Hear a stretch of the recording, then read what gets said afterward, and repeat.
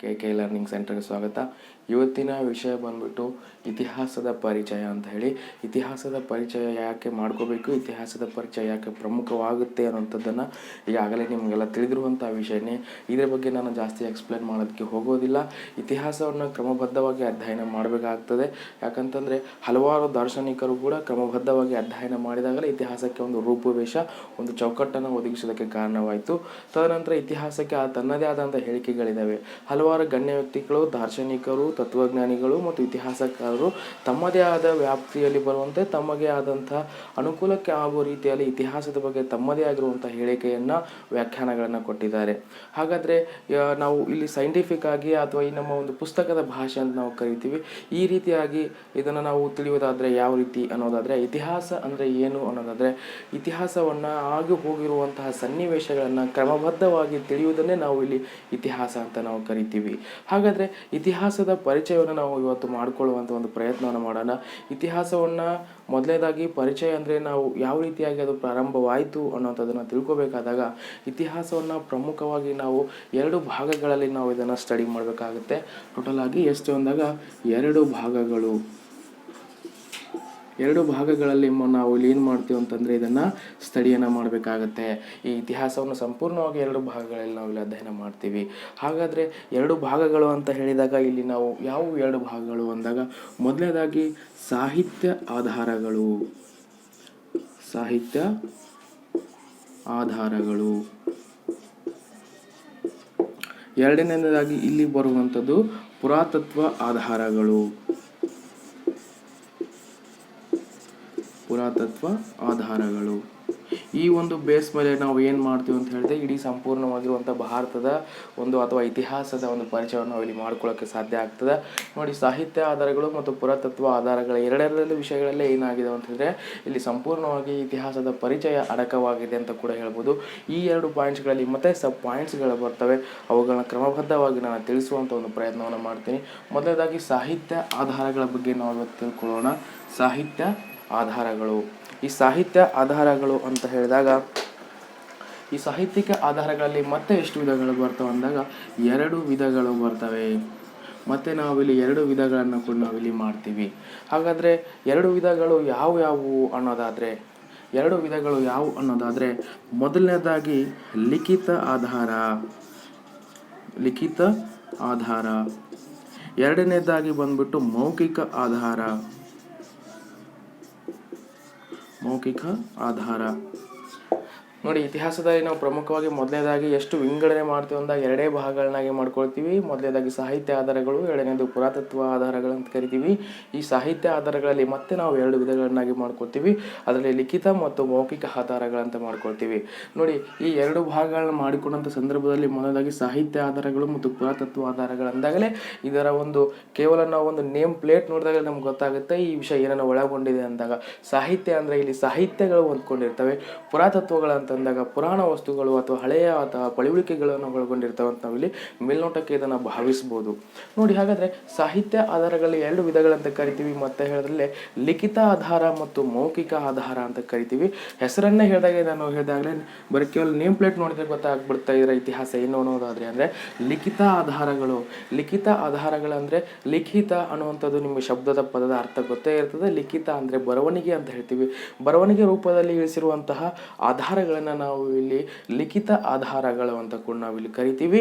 ಜೊತೆಗೆ ಮೌಖಿಕ ಆಧಾರಗಳು. ಮೌಖಿಕ ಅಂತಂದಾಗ ಇಲ್ಲಿ ಬಾಯಿಂದ ಬಾಯಿಗೆ ಹರಿದು ಹೋಗಿರುವಂತಹ ಒಂದು ಸಾಂಗತ್ಯವನ್ನು ಜನಪದ ರೀತಿಯಲ್ಲಿ ಹಾಡುಗಳಲ್ಲಿ ಹಾಡ್ತಾ ಇರುವಂಥದ್ದನ್ನು, ಮತ್ತು ಈಗ ಹಳೆಯ ಕಾಲದಲ್ಲಿ ಒಂದು ಪದ್ಧತಿ ಇದೆ, ಇಲ್ಲಿ ನಮ್ಮ ತಾತ ಹೇಳಿದ್ದ, ನಮ್ಮ ಅಜ್ಜ ಹೇಳಿದ್ದ ಅನ್ನುವಂಥದ್ದು. ಈ ರೀತಿಯಾಗಿ ಮೌಖಿಕವಾಗಿ ಬಾಯಿಂದ ಬಾಯಿಗೆ ಲಿಖಿತ ರೂಪದಲ್ಲಿ ಸ್ಪಷ್ಟವಾಗಿ ಇಲ್ಲದೇ ಇರುವಂಥವನ್ನು ನಾವು ಮೌಖಿಕ ಆಧಾರಗಳಂತ ನಾವಿಲ್ಲಿ ಕರಿತೀವಿ. ಲಿಖಿತ ಅಂದಾಗ ಬರವಣಿಗೆ ರೂಪದಲ್ಲಿ, ಗ್ರಂಥ ರೂಪದಲ್ಲಿ ನಮಗೆ ಈಗೂ ಸಿಗುತ್ತೆ. ಮೌಖಿಕವಾಗಿದೆ ಅಂತಂದಾಗ ಹಿರಿಯರಿಂದ ಅಥವಾ ಬಾಯಿಂದ ಬಂದಿರುವಂತಹ ಒಂದಿಷ್ಟು ಆಧಾರಗಳು ನಾವು ಮೌಖಿಕ ಆಧಾರ ಅಂತ ಕರಿತೀವಿ. ನೋಡಿ, ಲಿಖಿತ ಆಧಾರಗಳಲ್ಲಿ ಮತ್ತೆ ನಾವು ಏನು ಮಾಡ್ತೀವಿ ಅಂದರೆ ಮತ್ತೆ ವಿಂಗಡಣೆಯನ್ನು ಮಾಡ್ತೀವಿ. ಮತ್ತೆ ಇಲ್ಲಿ 2 ವಿಧಗಳು ಕಾಣ್ತೀವಿ. ನಾವು ಇಲ್ಲಿ 2 ವಿಧಗಳು. ನೋಡಿ, ಇಲ್ಲಿ ನಾವು ಯಾವ ರೀತಿಯಾಗಿ ಸಬ್ ಪಾಯಿಂಟ್ಸ್ಗಳನ್ನ ಕಾಣ್ತಾ ಇದ್ವಿ ಸ್ಟೆಪ್ ಬೈ ಸ್ಟೆಪ್ ಅಂತಂದಾಗ, ನೋಡಿ, ಸಾಹಿತ್ಯಿಕ ಆಧಾರ ಅಥವಾ ಸಾಹಿತ್ಯ ಆಧಾರಗಳಲ್ಲಿ 2 ವಿಧಗಳು, ಒಂದು ಲಿಖಿತ ಮತ್ತು ಒಂದು ಮೌಖಿಕ ಆಧಾರಗಳು. ಈ ಲಿಖಿತ ಆಧಾರಗಳಲ್ಲಿ ಮತ್ತೆ 2 ವಿಧಗಳನ್ನು ನಾವು ಕಾಣ್ತೀವಿ. ಈ ಲಿಖಿತ ಆಧಾರಗಳಲ್ಲಿ ಮತ್ತೆ 2 ಯಾವಪ್ಪ ಅನ್ನೋದಾದರೆ, ಒಂದನೇದಾಗಿ ದೇಶೀಯ ಆಧಾರಗಳು, ದೇಶೀಯ ಸಾಹಿತ್ಯಿಕ ಆಧಾರಗಳು ಅಂತ ಕೂಡ ನಾವಿಲ್ಲಿ ಕರಿತೀವಿ. ದೇಶೀಯ ಆಧಾರಗಳು. ಎರಡನೇದಾಗಿ ವಿದೇಶೀಯ ಆಧಾರಗಳು.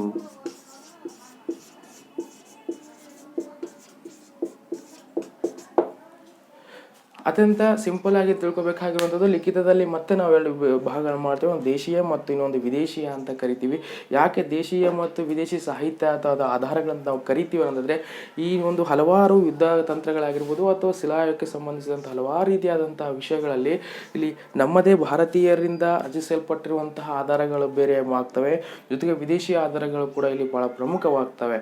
ಯಾಕಂತ ಹೇಳಿದಾಗ, ನರ್ಮದಾ ನದಿಯ ದಡದ ಮೇಲೆ ಯುದ್ಧ ನಡೆದಂಥ ಸಂದರ್ಭದಲ್ಲಿ ಹರ್ಷವರ್ಧನನಾಗಿರ್ಬೋದು, ಜೊತೆಗೆ ಇಲ್ಲಿ ಇಮ್ಮಡಿ ಪುಲಿಕೇಶಿ ಆಗಿರ್ಬೋದು, ಈ ಯುದ್ಧದಲ್ಲಿ ಹುಯೆನ್ಸಾಂಗ್ ಅವರು ಕೂಡ ಇಲ್ಲಿ ಬಂದು ಏನು ಮಾಡ್ತಾರೆ ಅಂತ ಹೇಳಿದ್ರೆ, ವಿದೇಶಿಯ ಒಂದು ಬರವಣಿಗೆ, ತಮ್ಮ ಒಂದು ಬರವಣಿಗೆ ಕೂಡ ಇಲ್ಲಿ ಬರ್ಕೊಳ್ತಾರೆ. ಈ ರೀತಿಯಾಗಿ ಇರುವುದರಿಂದ ಇಲ್ಲಿ ಏನಾಗುತ್ತೆ, ವಿದೇಶಿ ಆಧಾರಗಳು ಕೂಡ ನಮ್ಮ ಸಾಮ್ರಾಜ್ಯ, ನಮ್ಮ ಇತಿಹಾಸವನ್ನು ಪರಿಚಯ ಮಾಡಿಕೊಳ್ಳೋಕೆ ಬಹಳ ಸಹಾಯಕವಾಗ್ತದೆ. ಜೊತೆಗೆ ದೇಶೀಯ ಆಧಾರಗಳು ಅಂತಂದಾಗ, ದೇಶೀಯ ಒಂದು ನಮ್ಮ ಭಾರತೀಯರಿಂದ ರಚಿಸಿದಂಥ ಆಧಾರಗಳು ಕೂಡ ಇಲ್ಲಿ ಬಹಳ ಪ್ರಮುಖವಾಗ್ತವೆ. ಹೀಗಾಗಿ ನಾವು ಇಲ್ಲಿ 2 ಭಾಗಗಳನ್ನಾಗಿ ಮಾಡ್ತೀವಿ. ಮತ್ತು ಮೊದಲನೇದಾಗಿ ಈ ಟಾಪಿಕ್ ನಾವು ಮೌಖಿಕ ಆಧಾರಕ್ಕೆ ಬರೋದಾದರೆ, ನಾವು ಜನಪದಗಳು, ಲಾವಣಿ ಹಾಡುಗಳು ಅಂತ ಹೇಳ್ತೀವಿ. ಈ ತರಹದಂತಹ ಒಂದು ಹಾಡುಗಳು ಕೂಡ ನಮಗೆ ಇಲ್ಲಿ ಸಿಗ್ತವೆ. ಹಲವಾರು ರಾಜಮನೆತನದ್ದು ಕೂಡ ಸಿಗ್ತವೆ. ಫಾರ್ ಎಕ್ಸಾಂಪಲ್ ಆಗಿ ಹೇಳೋದಾದರೆ, ಮೌಖಿಕ ಆಧಾರಗಳಲ್ಲಿ ಅಂತ ಹೇಳಿದಾಗ, ಆನೆ ಬಂತೊಂದು ಆನೆ, ಯಾವ ಊರ ಆನೆ, ಬಿಜಾಪುರ ಆನೆ, ಇಲ್ಲಿಗೆ ಯಾಕೆ ಬಂತು, ಹಾದಿ ತಪ್ಪಿ ಬಂತು ಅಂತ ಹೇಳ್ತೀವಿ, ಒಂದು ಹಾಡನ್ನು ಹಾಡ್ತೀವಿ. ಆ ಹಾಡು ಕೂಡ ಮೌಖಿಕ ಆಧಾರ. ಯಾಕಂತಂದರೆ ಆ ಸಂದರ್ಭದಲ್ಲಿ ಒಂದು ಸಾಮ್ರಾಜ್ಯದ ಅವನತಿ ಯಾವ ರೀತಿಯಾಗಿತ್ತು ಅಂತದನ್ನು ಅದನ್ನು ಒಂದು ವಿಮರ್ಶಾತ್ಮಕವಾಗಿ ಮೌಖಿಕ ಆಧಾರಗಳಲ್ಲಿ ಅದನ್ನು ನಾವು ಸೇರ್ಪಡೆ ಮಾಡ್ಬೋದು. ಈ ರೀತಿಯಾಗಿರುವಂಥ ಎಷ್ಟೊಂದು ನಮ್ಮ ಕೆಂಪೇಗೌಡರ ಒಂದು ಹಾಡುಗಳು ಕೂಡ ಆಗಿರ್ಬೋದು. ಈ ಥರ ಜನಪದ ಮತ್ತು ಲಾವಣಿ ಹಾಡುಗಳಲ್ಲಿ ಮೌಖಿಕ ಆಧಾರಗಳಲ್ಲಿ ಅವುಗಳು ಸಿಗ್ತವೆ ಸದ್ಯಕ್ಕೆ. ನೋಡಿ, ಒಟ್ಟು ಸಾಹಿತ್ಯಿಕ ಆಧಾರಗಳಲ್ಲಿ 2 ವಿಧಗಳು, ಲಿಖಿತ ಆಧಾರ, ಮೌಖಿಕ ಆಧಾರ. ಮತ್ತು ಲಿಖಿತ ಆಧಾರಗಳಲ್ಲಿ 2 ವಿಧಗಳು, ಒಂದು ದೇಶೀಯ ಆಧಾರ, ಇನ್ನೊಂದು ವಿದೇಶೀಯ ಆಧಾರಗಳಂತ ನಾವು ಇಲ್ಲಿ ಅವುಗಳನ್ನ ಕರಿತೀವಿ. ಇಷ್ಟು ಒಂದು ಟಾಪಿಕ್ ಆಗುತ್ತೆ ಇದು. ನಾನು ಇದನ್ನು ರಬ್ ಮಾಡ್ತೀನಿ. ನೋಡಿ, ಯಾವ ರೀತಿಯಾಗಿ ಇತಿಹಾಸವನ್ನು ಓದಬೇಕು ಅನ್ನುವಂಥದ್ದನ್ನು ಇಲ್ಲಿ ನಮಗೆ ಕ್ರಮಬದ್ಧವಾಗಿ ತಿಳಿಸಿಕೊಡ್ತದೆ. ನೋಡಿ, ಒಂದನೇದಾಗಿ ನಮ್ಮ ಈ ಸಾಹಿತ್ಯ ಆಧಾರಗಳಲ್ಲಿ ನಮಗೆ ಸಂಪೂರ್ಣವಾಗಿ ಇಲ್ಲಿ ಏನಾಗುತ್ತೆ ಅನ್ನೋಂಥದ್ದನ್ನು ನಮಗಿಲ್ಲಿ ನಾವು ತಿಳಿಸ್ಕೊಂಡ್ವಿ. ಜೊತೆಗೆ ಎರಡನೇದಾಗಿ ಪುರಾತತ್ವ ಆಧಾರಗಳು. ಈ ಪುರಾತತ್ವ ಆಧಾರಗಳು ಅನ್ನುವಂಥದ್ದಾದರೆ, ನಿಮಗಾಗಲೇ ಈ ಒಂದು ನೇಮ್ ಪ್ಲೇಟ್ ನೋಡಿದಾಗಲೇ ನಿಮಗೆ ಗೊತ್ತಾಗುತ್ತೆ. ಪುರಾತತ್ವ, ಪುರಾಣ ಅಂತ ನಾವಿಲ್ಲಿ ಹೇಳ್ತೀವಿ. ಪುರಾಣ ಅಂತ ಅತ್ಯಂತ ಹಳೆಯ ಅಂತದ್ದು ಕೂಡ ಇಲ್ಲಿ ಹೇಳೋಕ್ಕೆ ಇಷ್ಟಪಡ್ತೀನಿ. ಹಾಗಾದರೆ ಈ ಪುರಾತತ್ವ ಆಧಾರಗಳಂದ್ರೆ ಏನು, ಯಾವ ರೀತಿಯಾಗಿ ನಾವು ಕನ್ಸಿಡರನ್ನು ಮಾಡಬೇಕು ಅನ್ನೋಂತಾದರೆ, ಈ ಹಿಂದೆ ನಮ್ಮ ಪೂರ್ವಜರು ಬಳಸಿ ಹೋಗಿರುವಂತಹ ಅಥವಾ ಉಪಯೋಗಿಸಿರುವಂತಹ ವಸ್ತುಗಳನ್ನೇ ನಾವು ಪುರಾತತ್ವ ಆಧಾರಗಳಂತ ನಾವು ಕನ್ಸಿಡರ್ ಮಾಡ್ತೀವಿ. ಹಾಗಾದರೆ ಯಾವ ಅಂಶಗಳನ್ನು ನಾವು ಪುರಾತತ್ವ ಆಧಾರಗಳನ್ನು ತೆಗೆದುಕೊಳ್ಬೇಕಂದಾಗ, ಅವರು ಉಪಯೋಗಿಸಿದಂಥ ಮನೆ ಆಗಿರ್ಬೋದು, ಸ್ಮಾರಕ ಆಗಿರ್ಬೋದು, ಮಡಿಕೆ ಚೂರುಗಳಾಗಿರ್ಬೋದು, ನಾಣ್ಯಗಳಾಗಿರ್ಬೋದು, ಭೂ ಉತ್ಖನನ ಮೂಲಕ ಸಿಗುವಂಥ ಪ್ರತಿಯೊಂದು ಯಾವುದೇ ರೀತಿಯಾದಂಥ ವಸ್ತುಗಳನ್ನೆಲ್ಲವನ್ನು ನಾವು ಪುರಾತತ್ವ ಆಧಾರಗಳಂತ ನಾವಿಲ್ಲಿ ವಿಂಗಡಣೆಯನ್ನು ಮಾಡ್ತೀವಿ. ನೋಡಿ, ಸ್ಮಾರಕ ಆಗಿರ್ಬೋದು, ಮನೆ ಆಗಿರಬಹುದು, ಜೊತೆಗೆ ಮಡಿಕೆ ಚೂರುಗಳಾಗಿರ್ಬೋದು, ಅಥವಾ ದೇಹದ ಪಳಿಯುಳಿಕೆಗಳಾಗಿರ್ಬೋದು, ಎಲುಬುಗಳಾಗಿರಬಹುದು. ಈ ರೀತಿಯಾಗಿರುವಂತಹ ಪುರಾತತ್ವ ಅಂದರೆ ಹಿಂದೆ ಆಗಿ ಹೋಗಿರುವಂಥ ಘಟನೆಗಳಿಗೆ ಸಿಕ್ಕಂತಹ ಯಾವುದೇ ರೀತಿಯಾದಂತಹ ಕ್ಲೂ ಅಥವಾ ಒಂದು ಅವಶೇಷಗಳನ್ನು ನಾವು ಇಲ್ಲಿ ಪುರಾತತ್ವ ಅಂತ ಹೇಳ್ತೀವಿ. ಭೂ ಉತ್ಖನನ ಅಂತ ಕೂಡ ನಿಮಗೆ ಗೊತ್ತಿದೆ ಅನ್ಕೊತೀನಿ. ಭೂ ಅಗತ್ಯ ಅಥವಾ ಭೂ ಅಗತ್ಯದಿಂದ ಸಿಗುವಂಥ ಕೆಲವೊಂದಿಷ್ಟು ವಸ್ತುಗಳನ್ನು ಕೂಡ ನಾವಿಲ್ಲಿ ಭೂ ಉತ್ಖನನ ಅಂತ ಹೇಳ್ತೀವಿ. ಈ ರೀತಿಯಾಗಿ ಸಾಹಿತ್ಯಿಕ ಆಧಾರಗಳು ಮತ್ತು ಪುರಾತತ್ವ ಆಧಾರಗಳಲ್ಲಿ ನಾವು 2 ಭಾಗಗಳನ್ನಾಗಿ ಇತಿಹಾಸವನ್ನು ಸಂಪೂರ್ಣವಾಗಿ ಅಧ್ಯಯನವನ್ನು ನಾವಿಲ್ಲಿ ಮಾಡಬೇಕಾಗುತ್ತೆ. ಇಷ್ಟು ಇತಿಹಾಸದ ಒಂದು ಸಂಪೂರ್ಣ ಒಂದು ಪರಿಚಯ ಅಂತ ನಾವಿಲ್ಲಿ ಹೇಳ್ತೀವಿ. ಹಾಗಾದರೆ ಇನ್ನು ನೆಕ್ಸ್ಟ್ ಸ್ಟೆಪ್ ಬಂದ್ಬಿಟ್ಟು, ಇತಿಹಾಸವನ್ನು ನಾವು ಯಾವ ರೀತಿಯಾಗಿ ತಿಳ್ಕೊಳ್ಳೋಕೆ ಸಾಧ್ಯ ಆಯಿತು ಅಂತಂದರೆ, ಯುರೋಪಿಯನ್ನರು ಪರಿಚಯಿಸಿದಂತಹ ಭಾರತ ಅಂತ ಕೂಡ ನಾವಿಲ್ಲಿ ಹೇಳ್ತೀವಿ. ಯುರೋಪಿಯನ್ನರು ಪರಿಚಯಿಸಿದಂತಹ ಭಾರತ. ಹಾಗಾದರೆ ಯುರೋಪಕ್ಕೂ ನಮ್ಮ ಭಾರತಕ್ಕೂ ಏನು ಸಂಬಂಧ ಅನ್ನೋದಾದರೆ, ನೋಡಿ, ಇತಿಹಾಸವನ್ನು, ಭಾರತದ ಇತಿಹಾಸ ಬಹಳ ಅತ್ಯಂತ ಹಳೆಯ ಇತಿಹಾಸ ಅಂತ ಕೂಡ ಕರಿತೀವಿ. ಮತ್ತು ಇಡೀ ಈ ಬ್ರಹ್ಮಾಂಡ ಹುಟ್ಟಿದ ತದನಂತರ ನಮ್ಮ ಭಾರತದ ಇತಿಹಾಸ, ಭಾರತವೇ ಬಹಳ ಒಂದು ವೈಶಿಷ್ಟ್ಯತೆಯಿಂದ ಕೂಡಿದಂತಹ ಒಂದು ಪ್ರದೇಶ ಆಗಿತ್ತು.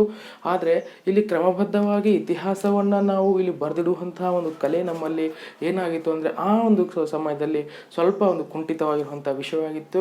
ಇಂಥ ಸಂದರ್ಭದಲ್ಲಿ ಯುರೋಪಿಯನ್ನರು ಏನು ಮಾಡ್ತಾರೆ, ಭಾರತಕ್ಕೆ ಬರ್ತಾರೆ. ಯುರೋಪಿಯನ್ನರು ಭಾರತಕ್ಕೆ ಬಂದು ಭಾರತದ ಪ್ರಭಾವಕ್ಕೆ ಒಳಗಾಗೋದಷ್ಟೇ ಅಲ್ಲದೆ ಅವರ ಒಂದು ಗುರಿ ಏನಾಗಿತ್ತು ಅಂತ ಹೇಳಿದಾಗ ಭಾರತದ ಇತಿಹಾಸವನ್ನು ಕ್ರಮಬದ್ಧವಾಗಿ ಅಧ್ಯಯನ ಮಾಡಿ ಬರೆದಿಡುವಂಥದ್ದೇ ಅವರ ಪ್ರಮುಖವಾಗಿರುವಂಥ ಒಂದು ಕೆಲಸ ಆಗ್ತದೆ ಇಲ್ಲಿ. ಹಾಗಾಗಿ ಯುರೋಪಿಯನ್ನರಿಂದ ಪರಿಚಿತವಾದಂತಹ ಭಾರತ ಅನ್ನುವಂಥದ್ದನ್ನು ನಾವು ಇಲ್ಲಿ ಅದನ್ನು ಘಂಟಾಘೋಷವಾಗಿ ಹೇಳಬಹುದು. ಹಾಗಾದರೆ ಭಾರತಕ್ಕೆ ಯುರೋಪಿಯನ್ನರ ಆಗಮನ ಆಗುತ್ತೆ, ಅವರು ಯಾವ ರೀತಿಯಾಗಿ ಭಾರತವನ್ನು ಪರಿಚಯಿಸ್ತಾರೆ, ಅವರ ಇತಿಹಾಸವನ್ನು ಯಾವ ರೀತಿಯಾಗಿ ನಮಗೆ ತಿಳಿಸ್ತಾರೆ, ಉಣಬಡಿಸ್ತಾರೆ ಅನ್ನೋದನ್ನು ತಿಳ್ಕೊಳ್ಳುವಂಥ ಒಂದು ಪ್ರಯತ್ನವನ್ನು ಮಾಡೋಣ. ಮೊದಲನೇದಾಗಿ ನೋಡಿ, ಇಲ್ಲಿ ಹೆನ್ರಿಚ್ ರೋತ್ ಎನ್ನೊಬ್ಬ ವ್ಯಕ್ತಿ ಬರ್ತಾನೆ. ಹೆನ್ರಿಚ್ ರೋತ್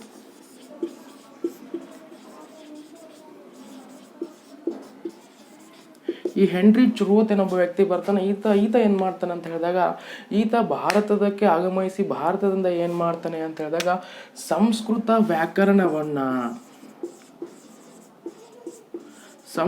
ವ್ಯಾಕರಣವನ್ನು ತನ್ನ ಲ್ಯಾಟಿನ್ ಭಾಷೆಗೆ ಇಲ್ಲಿ ಬದಲಾವಣೆಯನ್ನು ಮಾಡ್ತಾನೆ. ಯಾವ ಭಾಷೆಗೆ ಅಂತಂದಾಗ ಇಲ್ಲಿ ಲ್ಯಾಟಿನ್ ಭಾಷೆಗೆ ಭಾಷಾಂತರ ಮಾಡ್ತಾನೆ. ಈ ಒಂದು ಸಂಸ್ಕೃತವನ್ನು ಕಲಿತ್ಕೊಂಡು ಆ ಒಂದು ಸಂಸ್ಕೃತ ವ್ಯಾಕರಣವನ್ನು ಅವನು ಏನು ಮಾಡ್ತಾನೆ, ತನ್ನದೇ ಮಾತೃಭಾಷೆ ಆಗಿರುವಂತಹ ಲ್ಯಾಟಿನ್ ಭಾಷೆಗೆ ಇಲ್ಲಿ ಪರಿವರ್ತನೆ ಮಾಡ್ತಾನೆ. ಇದರಿಂದ ನಮ್ಮ ಭಾರತದಲ್ಲಿರುವಂತಹ ಸಂಸ್ಕೃತ ವ್ಯಾಕರಣ ಮತ್ತು ಸಂಸ್ಕೃತದ ಬಗ್ಗೆ ಆ ಒಂದು ದೇಶದ ಜನತೆಗೆ ಇಲ್ಲಿ ಅರಿವಾಗ್ತದೆ. ಇದಾದ ನಂತರ ಹೆನ್ರಿಚ್ ರೋತ್ ಆದ ನಂತರ ಇಲ್ಲಿ ಫಾದರ್ ಕಾರ್ಡಾಕ್ಸ್ ಅನ್ನೋರು ಬರ್ತಾರೆ. ಫಾದರ್ ಕಾರ್ಡಾಕ್ಸ್ ಅವರು ಹೇಳ್ತಾರೆ, ಯುರೋಪ್ ಮತ್ತು ಸಂಸ್ಕೃತಕ್ಕೂ ಯಾವುದೇ ಒಂದು ರೀತಿಯಾದಂಥ ನಂಟಿದೆ ಅಂತ ಇಲ್ಲಿ ಅವರು ಹೇಳ್ತಾರೆ.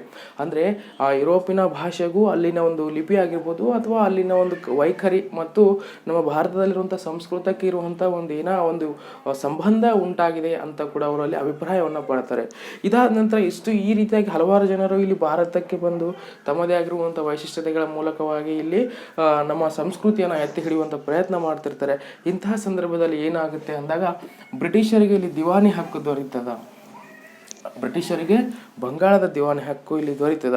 ಇದರಿಂದ ಏನಾಯಿತು, ಬ್ರಿಟಿಷರಿಗೆ ತಮ್ಮದೇ ಆದ ಭಾಷೆಗಳನ್ನ ಭಾರತದಲ್ಲಿ ಮಾತನಾಡೋದಕ್ಕೆ ಬಹಳ ಕಷ್ಟಕರ ಆಗುತ್ತೆ. ಹಾಗಾಗಿ ಅವರು ಅನಿವಾರ್ಯವಾಗಿ ಏನಾಯಿತು, ಭಾರತದ ಭಾಷೆಗಳನ್ನು ಸಂಪೂರ್ಣವಾಗಿ ಕಲೀಲೇಬೇಕಾಗಿತ್ತು. ಅದು ಅವರಿಗೆ ಅನಿವಾರ್ಯ ಕೂಡ ಆಗಿತ್ತು. ಈ ರೀತಿಯಾಗಿ ಅನಿವಾರ್ಯಗಳು ಏನಾಗ್ತಾ ಹೋಯಿತು ಅಂದರೆ ನಮ್ಮ ಭಾರತದ ಒಂದು ಇತಿಹಾಸದಲ್ಲಿ ಏನಾಗುತ್ತೆ ಅಂದರೆ ಬಹಳ ಪ್ರಮುಖ ಘಟ್ಟ ಮತ್ತು ಬದಲಾವಣೆಯ ಕಾಲಘಟ್ಟ ಆಗುತ್ತೆ ಅಂತ ಕೂಡ ನಾವಿಲ್ಲಿ ಹೇಳ್ತೀವಿ. ಇಲ್ಲಿ ಸರ್ ವಿಲಿಯಂ ಜೋನ್ಸ್ ಅವರು ಬರ್ತಾರೆ. William Jones. ಈ ವಿಲಿಯಂ ಜೋನ್ಸ್ ಅವರು ಕೂಡ ಭಾರತಕ್ಕೆ ಆಗಮಿಸ್ತಾರೆ. ಇವರು ಕೂಡ ಒಂದು ಮುಖ್ಯ ನ್ಯಾಯಾಧೀಶರಾಗಿ ಭಾರತಕ್ಕೆ ಆಗಮಿಸ್ತಾರೆ. ಇವರು ಏನು ಮಾಡ್ತಾರೆ ಅಂತ ಹೇಳಿದಾಗ, ಇವರು ಕನ್ನಡ ಭಾಷೆ ಇಲ್ಲಿ ಸಂಸ್ಕೃತ ಭಾಷೆಯಲ್ಲಿರುವಂತಹ ಹಲವಾರು ವ್ಯಾಕರಣ ಅಥವಾ ಗ್ರಂಥಗಳನ್ನ ಇವ್ರು ಏನು ಮಾಡ್ತಾರೆ, ಇಂಗ್ಲಿಷ್ ಭಾಷೆಗೆ ಇಲ್ಲಿ ಭಾಷಾಂತರಿಸ್ತಾರೆ. ಅದರಲ್ಲಿ ಕೆಲವೊಂದಿಷ್ಟು ಯಾವುದಂತ ಹೇಳಿದಾಗ ಶಾಕುಂತಲೆ ಆಗಿರ್ಬೋದು, ಗೀತಾ ಗೋವಿಂದ ಆಗಿರ್ಬೋದು,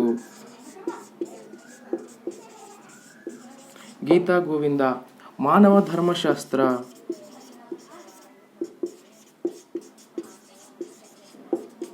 ನೋಡಿ ಈ ರೀತಿ ಹಲವಾರು ಆಗಿರುವಂತಹ ಒಂದಿಷ್ಟು ಅವ್ರು ಏನು ಮಾಡ್ಕೊಳ್ತಾರೆ ಅಂತಂದಾಗ ಈ ಒಂದಿಷ್ಟು ಒಂದು ನಮ್ಮ ಭಾರತೀಯ ಭಾಷೆಯಲ್ಲಿರುವಂತಹ ಗ್ರಂಥಗಳನ್ನು ಅವರು ತಮ್ಮ ಇಂಗ್ಲೀಷ್ ಭಾಷೆಗೆ ಭಾಷಾಂತರಿಸ್ತಾರೆ.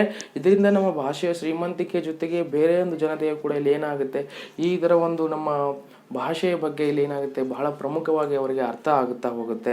ಇವ್ರು ಏನು ಮಾಡ್ತಾರಪ್ಪ ಅಂದ್ರೆ ದ ಏಸಿಯಾಟಿಕ್ ಸೊಸೈಟಿ ಎಂಬ ಒಂದು ಸಂಸ್ಥೆಯನ್ನು ಕೂಡ ತೆಗಿತಾರೆ. ಅದನ್ನು ಕಲ್ಕತ್ತಾದಲ್ಲಿ ತೆಗಿತಾರೆ. ಇವರು 1784ರಲ್ಲಿ ಏನು ಮಾಡ್ತಾರಪ್ಪ ಅಂದರೆ ಈ ಒಂದು ಸಂಸ್ಥೆಯನ್ನು ಅವರು ತೆಗಿತಾರೆ. ಇದರಿಂದ ನಮ್ಮ ಒಂದು ಸಂಸ್ಕೃತಿ, ನಮ್ಮ ಭಾಷಾ ಪರಂಪರೆ ಏನಾಗ್ತಾ ಹೋಗುತ್ತೆ, ಅತ್ಯಂತ ವಿಶಾಲವಾಗಿ ಆಗ್ತಾ ಹೋಗುತ್ತೆ. ಅದೇ ರೀತಿಯಾಗಿ ವಿಲಿಯಂ ಜೋನ್ಸ್ ಅವರ ಜೊತೆಗೆ ಇಲ್ಲಿ ಬರುವಂಥವ್ರು ಮ್ಯಾಕ್ಸ್ ಮುಲ್ಲರ್ ಅವರು ಕೂಡ ಇಲ್ಲಿ ಬರ್ತಾರೆ. ಈ ಮ್ಯಾಕ್ಸ್ ಮುಲ್ಲರ್ ಅವರು ಏನು ಮಾಡ್ತಾರೆ ಅಂತ ಹೇಳಿದಾಗ ಒಂದು ನಮ್ಮ ಭಾರತೀಯ ಸಂಸ್ಕೃತಿಯನ್ನು ಒಳಗೊಂಡಿರುವಂಥ 50 ಸಂಪುಟಗಳುಳ್ಳ ಒಂದು ಪುಸ್ತಕವನ್ನು ಕೂಡ ಇಲ್ಲಿ ಬರೀತಾರೆ. ಜೊತೆಗೆ ಜೇಮ್ಸ್ ಮಿಲ್ ಅವರು ಬರ್ತಾರೆ. ಇವರು ಕೂಡ ಭಾರತದ ಒಂದು 6 ಸಂಪುಟಗಳುಳ್ಳ ಒಂದು ಇತಿಹಾಸದ ಪುಸ್ತಕವನ್ನು ಕೂಡ ಇಲ್ಲಿ ಬರೀತಾರೆ.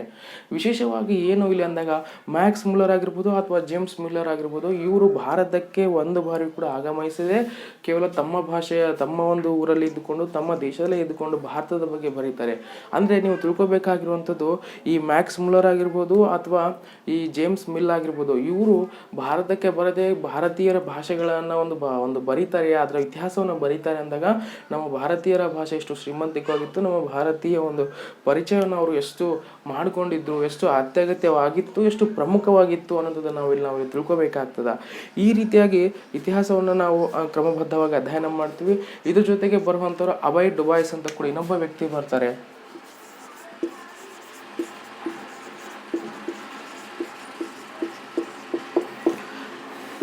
ಅಭಯ್ ಡುಬಾಯ್ಸ್ ಅಂತ ಕೂಡ ಬರ್ತೀವಿ. ಇವರು ಕೂಡ ಒಬ್ಬ ಪ್ರಮುಖವಾದ ವ್ಯಕ್ತಿ ಆಗ್ತಾರೆ. ಇವರು ಶ್ರೀರಂಗಪಟ್ಟಣದ ಗಂಜಾಂ ಎಂಬ ಒಂದು ಪ್ರದೇಶದಲ್ಲಿ ಬಂದು ನೆಲೆಗೊಳ್ಳುವಂಥ ವ್ಯಕ್ತಿ.